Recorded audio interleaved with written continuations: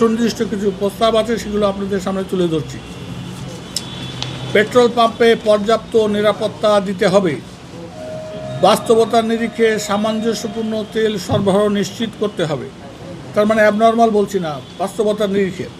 বর্তমান পরিস্থিতিতে বাস্তবতার আলোকে ক্রেতা সাধারণকে সচেতন ও ধৈর্য ধারণ করতে হবে।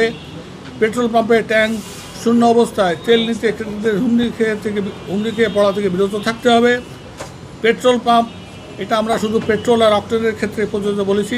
পেট্রোল পাম্পে তেল বিক্রির সময়সীমা সকাল 7টা থেকে রাত 8টা পর্যন্ত নির্ধারণ করতে হবে। এটারও একটু কারণ আছে, পরে ব্যাখ্যা দিচ্ছি। উপজেলা ও জেলা পর্যায়ে সকল পেট্রোল পাম্পে পর্যাপ্ত নিরাপত্তা জোরদার করতে হবে। ডিপো থেকে ট্যাঙ্ক লরির চেম্বারের ধারণ ক্ষমতা যেমন 4,500 লিটার অনুযায়ী তেল সরবরাহ করতে হবে, আর তা না হলে পরিবহন খরচ বৃদ্ধি পাবে। এটারও ব্যাখ্যা আমি পরে বলছি।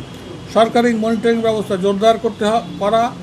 অযথা পেট্রোল পাম্পে আক্রমণ, পেট্রোল পাম্প মালিকদের উপর একতরফা দোষ চাপানো যাবে না।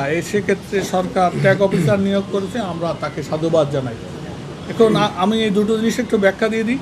5 নম্বর পেট্রোল পাম্পের যে সময়সীমা আমরা বলেছি, পেট্রোল এবং অক্টেনের জন্য রাত্রেবেলায় দুষ্টু ছেলের শয়তান লোকজনের আমদানি বেশি হয়, সেই জন্য রাতের আন্ধারের শৃঙ্খলা মেনটেন করা যাচ্ছে না।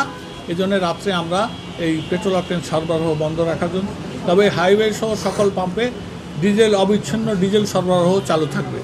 এই প্রস্তাব আমরা করছি যাতে আমজনতার বাস ট্রাকের কোনো অসুবিধা না হয়। আর একটা হচ্ছে যে ট্যাঙ্কলরির যে চেম্বার, আমাদের একটা ট্যাঙ্কলরিতে 3টা অথবা 2টা চেম্বার থাকে। একটা চেম্বারের 4,500, একটা চেম্বার 4,500 ক্যাপাসিটি থাকে। কেন অনেক সময় আমরা 2 ধরনের তেল আনি, পেট্রোল আনি, ডিজেল আনি, অক্টেন আনি, ডিজেল আনি। সেই জন্যে আমাদেরকে যে অ্যালোকেশন দেওয়া হচ্ছে, সেই অ্যালোকেশনটা যেন ওই চেম্বারটা ফুল দেওয়া হয়। এখন আমাদের দেখা যাচ্ছে অনেক চেম্বারে 4,500 চেম্বার, তাতে দেওয়া হচ্ছে 3,000, 2,000। একটা গাড়ি জামালপুর, ময়মনসিংহ কি আরও দূরের থেকে আসছে, তাকে এই 2,000, 3,000 তেল পরিবহন করে নিয়ে তার পরিবহন খরচ দ্বিগুণ হয়ে যাচ্ছে। ঘাটতি আপনি কয়দিন দিতে পারবেন, কয়দিন আপনি এই লস বিয়ার করতে পারবেন? এই জন্যে আমরা বলেছি যাকেই দেন, মাসে একবার দেন, 15 দিনে একবার দেন, 7 দিনে একবার দেন, বাট চেম্বারটা ফুল করে দেন, যাতে তার পরিবহন খরচ কম হয়। হয়তো একই জেলায় 2টা পাম্প আছে, 2জনকে 4,500 দিলে একটা পূর্ণ গাড়ি যেতে পারবে। এরকম কিছু টেকনিক্যাল অসুবিধা আছে, এটা দূর করার স্বার্থে আমরা বলেছি 4.5 করে দেওয়ার জন্যে।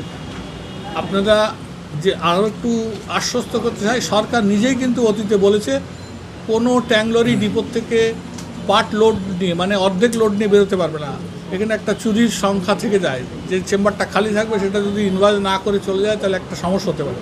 সেই জন্য সরকারকে তাদের পুরনো জায়গায় স্ট্রিক্ট থাকতে বলছি, চেম্বার ফুল করে যেন ডিপো থেকে গাড়ি বের হয় সেই ব্যবস্থা করার জন্য।